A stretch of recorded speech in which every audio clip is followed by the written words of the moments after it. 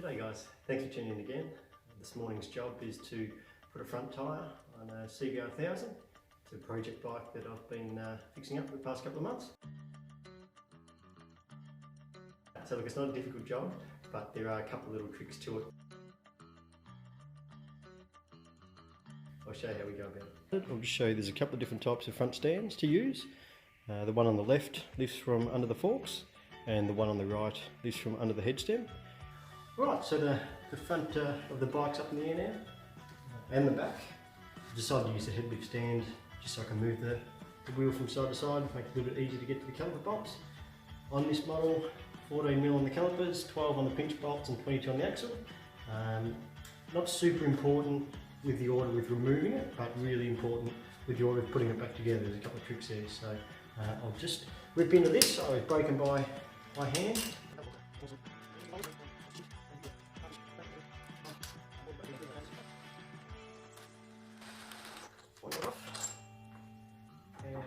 My little trick for these is to hang a hockey strap off the brake lever.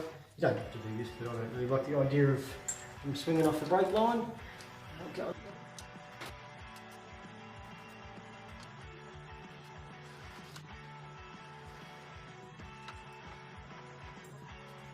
Lever.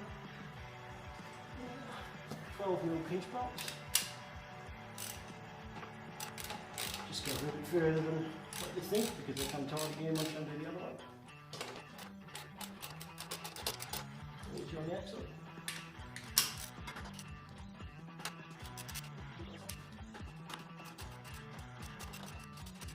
Axle push out.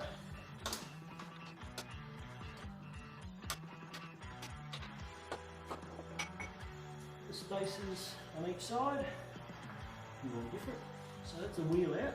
We'll go over and break the bead and put another tyre on. My road bike wheel.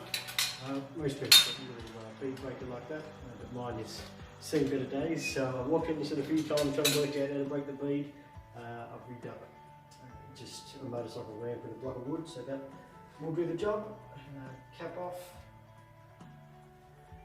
valve stem out.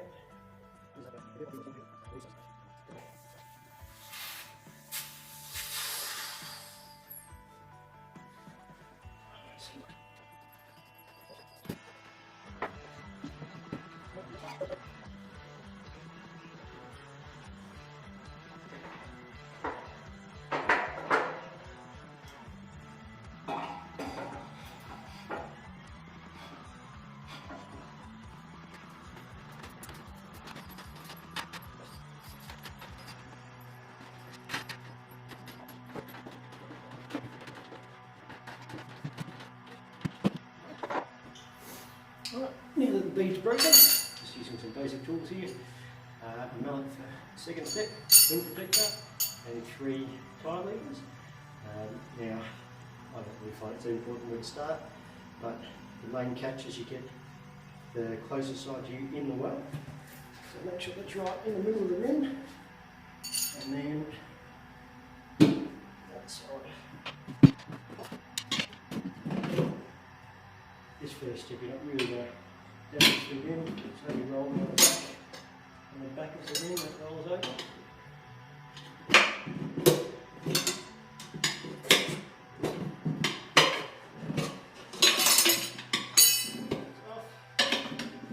Now the second step is where you can mark the rim. So I'm going to spray a bit of stuff on there and just decide where you're going to pull it off.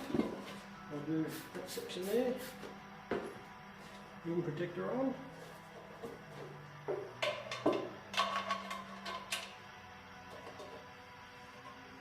It's locked on there. Big lever on the rim protector. Big lever. In from the back side. And over the rim protector. You can see it like that. And that's where, see, if you didn't have the rim protector there, you're going to mark it because it's rolling on the front of the rim. So pull it over, and then we're just going to knock there and there with the mallet, with it flexed. Tyre off.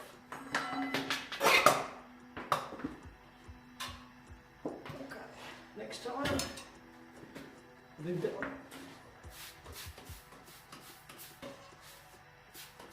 Now, most of these tyres are directional. They're going the same way. Only one bead in the well. Like that. So if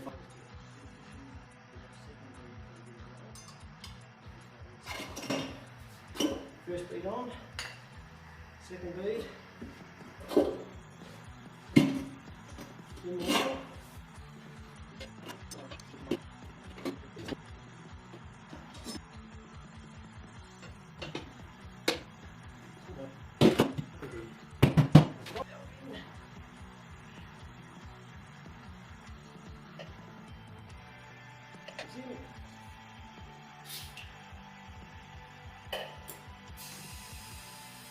See 2 pops as both beads come up.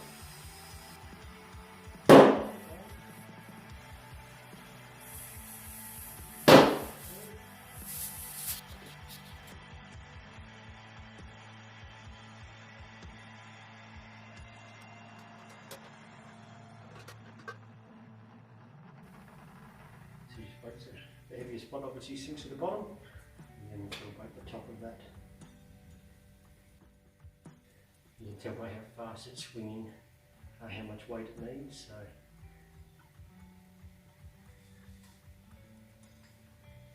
try 15 there. Perfect.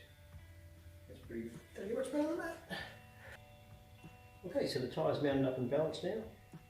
Just always be aware to use a good sealing valve cap on quicker bikes like this, because over a certain speed the valve stem actually pushes in and lets all the air out, so the valve cap does seal. I was doing an event at Phillip Island, didn't realise this, and came in after a couple of laps of qualifying to check the hot pressures, and we're running out of time, so went out without a valve cap and the tyre went flat. So it could have been pear-shaped, but always remember to use a good sealing valve cap. I've got my trusty block of wood here that's been with me a very long time, so I'll just roll it up in there, put the spaces back in.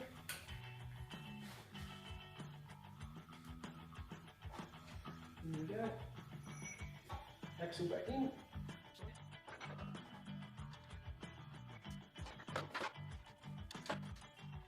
Axle in. Now this is the bit that is important. So on one side, the axle gets pulled hard flush against the nut. So that's a solid mount, cannot move. The other side is a floating fork leg. So that can centre itself. If you do one side before the other, it can pull the fork leg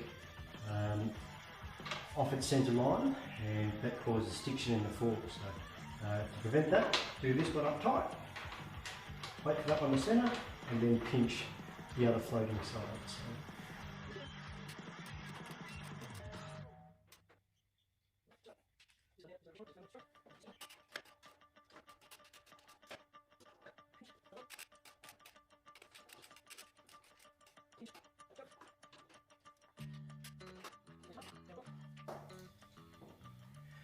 I always give these a really good clean inside. You can see the pistons are actually polished on this. So if they do build up a little bit of crud in there, it can cause the pads to drag. So give it a little bit clean.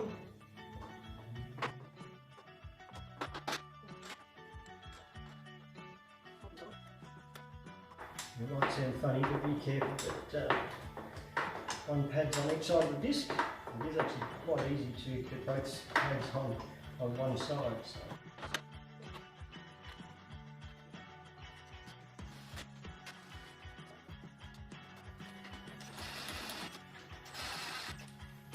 Talk them up.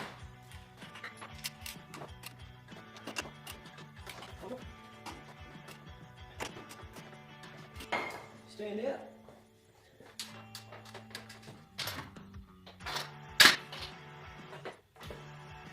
So done. Okay, so thanks again for watching, guys. Generally a job like that should take about 20 to 30 minutes, providing everything goes to plan. That one I had to get a little bit creative with the bead breaker, as I could tell my little homemade one wasn't quite up to the task, but the previous owner just left that tyre on way too long. It was almost welded to the rim, so we had to put a bit of force in there to get it So a bit of an overview, the techniques we use. If you're using a front stand, have the back stand up as well. Get the wheel out, rip into it, you can just pull it out, that's fine. Takes a bit of muscle to get the bead broken with using basic tools like that. When using levers, just don't be greedy, small steps at a time. It's almost as small as you can go, and make sure the opposite side to what you're working is in the well, then they'll just have a lot less pressure. So pretty straightforward job, just with those little tricks along the way. Hopefully that makes it a bit easier for you.